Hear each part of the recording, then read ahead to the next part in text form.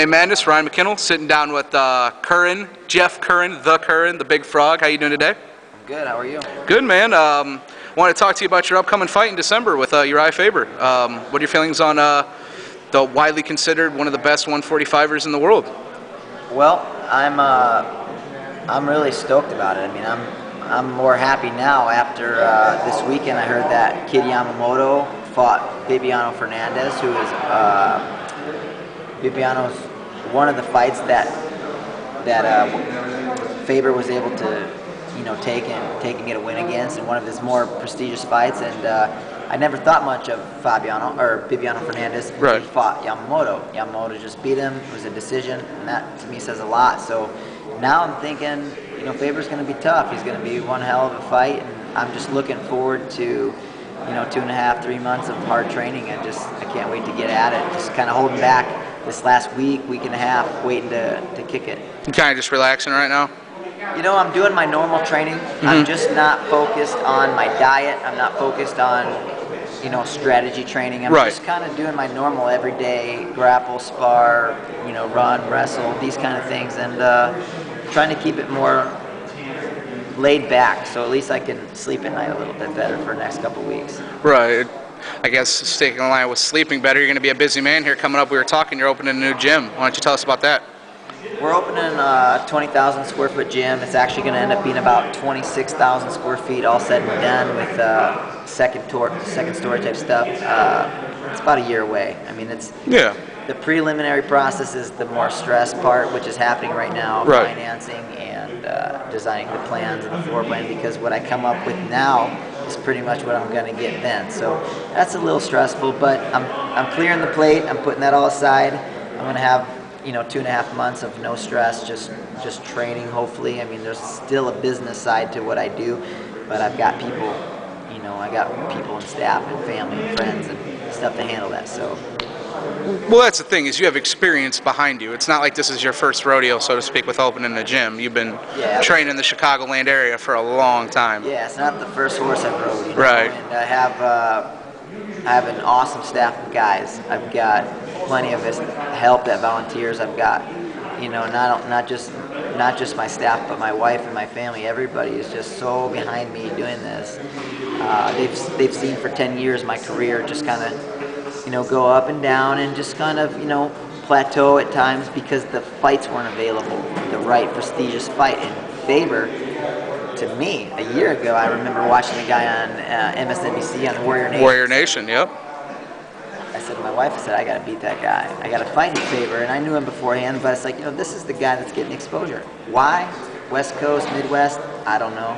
But it's going to happen December 12th, and I'm ready to throw down with him and tango, and the best man goes to victory, and that's the way it goes. Right. I mean, you fought in a lot of big shows. You fought in Pride, you fought in UFC. Results doesn't matter. The fact is that now that you're on WEC, you're going to be live on Versus. That's got to be cool. Everyone's going to get to see you, all your friends back home in Chicago. That's got to mean a lot to you. It's prestigious. It's one of those things where you go, well, to me, I'm trying to look past just being on TV and being in a world title. In boxing, if I was fighting for a world title, it could be my last fight in my life and I could retire. Right. For me, it's like, all right, I'm going to win this world title and I plan on fighting until I'm 40, so am I going to defend my belt for 10 years? Am I going to be a 40-time defending champion? Most likely not. So this fight is about this fight. Right. I get that belt, I do what's next. And it's been a 10-year process. I've been grinding it out and doing, like I said, doing my ups and downs. I've had my tough fights with guys like Matt Serra and Hatsu Hioki, and I've had a few tough decisions go my way. And vice versa. Rafael Asuncio, who was a guy who, personally that night I would have rather gave him the win. I don't feel good about it. Damn near riot. It was a crazy night. Yep. There was a discrepancy about rules. Even for myself, I'm out there like, what's going on? But regardless, there's those tough fights in anybody's career. Yep. It's behind me. To me, it was a win. A win is a win. Inch or by a mile, you win. I have to accept it and move on, and just like I have to accept the loss. And to me, right now, Faber is the future, and he's the plan, and he's the goal and the objective, and anything I can do to put his ass to rest, I'm ready to go. Well, you kind of made it a point already that you don't like to look past people. That's fine. I don't blame you as far as that. But you said you watched Warrior Nation. You looked at your wife. You were like, "That's a guy I want to fight." Is there anybody else, maybe in the 145 division, you'd like to get? Would you like a rematch with a Sun Cow? God, Yeah. I can never say that name. Asuncio. Yeah. Rafael. Yeah, You know Rafael. There we go. Rafael, Hatsuhioki. I beat Antonio Carvalho. I beat Wagner Fabiano. I would rematch those guys in a heartbeat. I would love to perform better than I did against those guys. I love to see how it pans out a second time. Right. I'm not like gonna live the rest of my life saying, "Oh, I kicked his ass." It's not like that. Top level guys, if they're winning, if they're doing their job like I'm doing my job, those are the guys I want to fight. If there's no newcomers for the next 10 years, fine, we'll fight each other. Doubt that'll happen. Doubt that. Hatsuhioki for sure was who I think would give me my most trouble. He's just so tall, and he's a southpaw, and he just doesn't mix well with me. I don't mix well with him. I'd love to fight him again. I'd love to strategically prepare for a fight like that. Right. Well, we talked about the gym. We talked about your upcoming fight. After that, you're happy with the WEC? You'd like to stay there? Oh yeah,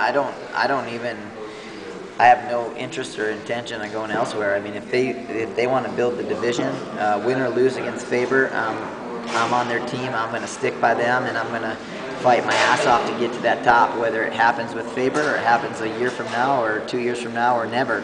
That's my objective. But I really think me and Faber mix well. I think I am as good at jiu-jitsu as he is at wrestling in comparison. I think our stand-up are both, he hasn't knocked a whole lot anybody out on his feet. I really haven't either, other than Barrett Yoshida. We're not both stand-up knockout guys. We've both got decent stand-up. So there's a very good clash of styles. We're the same height, the same weight. There's no reach advantage or weight advantage. I think this one's going to come down to a lot of heart and attrition and see who really wants to be the world champ. Well, that's the great thing about mixed martial arts, I think, and for people maybe that haven't found it or whatever, it's the ebb and flow of the game. No one's on top forever. You know what I mean? Yeah, I mean, Faber has definitely solidified his role as a champion. I have all the respect in the world for him. I am not going to put my foot in my mouth. I'm not a trash talker. All I can say is I want it more than anything to come in, to fight him, hopefully kick his ass, put him aside, and bring on some of these other guys that I need to maybe prove myself against. Period. Sounds like the confidence you're going to need, my man. Well, I wish you the best of luck on the 12th and with your new gym. And you got anything you want to say to your fans before we go? Thanks for the support, guys, and to Faber, just see you soon. All right. Thanks, Jeff. Yep.